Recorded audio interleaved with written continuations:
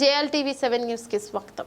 తెలంగాణ ముద్దు బిడ్డలు ఇతర దేశాల్లో ఎక్కడ ఉన్నా మన భారతదేశం తెలంగాణ రాష్ట్రంలో చరిత్ర పుటల్లో నిలిచిపోయిన మహనీయులను స్మరిస్తూ జయంతి వర్ధంతి వేడుకలు నిర్వహించడం ప్రతి ఒక్కరూ గర్వపడాల్సిందే. బ్రతుకు తెరువు కోసం గల్ఫ్ దేశాల్లో కార్మికులుగా పనులు చేస్తున్న తెలంగాణ ముద్దు బిడ్డలు సమయం దొరికినప్పుడల్లా లేదా సెలవు రోజుల్లో అలా కాకుండా సమయం తీసుకుంటూ ఆ మహనీయులకు నివాళులు అర్పించడం గొప్ప విషయం. అయితే తెలంగాణ గల్ఫ్ కార్మిక శాఖ అధ్యక్షులు పెద్ది రవికుమార్ కుర్మా అధ్యక్షతలో తన దుబాయ్లో జైబుల్ అలీ ప్రాంతంలో ఉన్న లాల్ క్యాంప్ సమీపంలో గురువారం రాత్రి తెలంగాణ రైతాంగ సాయుధ పోరాట యోధుడు తొలి అమరుడు దొడ్డి కొమరయ్య కుర్మ 78వ వర్ధంతి బ్రిటిష్ వాళ్ళతో పోరాడి మన్యం ప్రజలకు బానిస వెట్టి చాకరీ విముక్తి చేసిన అల్లూరి సీతారామరాజు జయంతి స్వామి వివేకానంద వర్ధంతి కార్యక్రమాలు జరిగాయి. అందుబాటులో ఉన్న తెలంగాణ రాష్ట్ర గల్ఫ్ కార్మికులు జయంతి వర్ధంతి వేడుకలు జరుపుకొని ఘనంగా నివాళులు అర్పించారు. ఆయా మహానుభావుల చిత్రపటాలకి పూలమాలలు వేసి 2 నిమిషాలు పాటు మౌనం పాటించి నివాళులు అర్పించారు. ఈ కార్యక్రమంలో అధ్యక్షుడు పెద్ది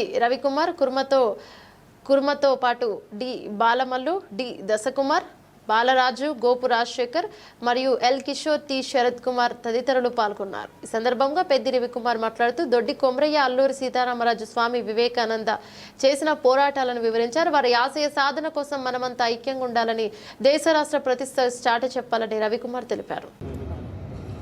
భూమి కోసం, ముక్తి కోసం, వాణి సంకల్ల విముక్తి కోసం తన ప్రాణాన్ని సైతం లెక్క చేయకుండా ఒక చేత గొడ్డలి పట్టుకొని మరకల ముంగడికి నా తెలంగాణ నా స్వరాజ్యం నా జన్మ హక్కు అనేసి కొట్లాడిన తొలి వీరుడు, తుపాకీ తూటకు బలైన తొలి మన తెలంగాణ ముద్దుబిడ్డ దొడ్డి కొమరన్న.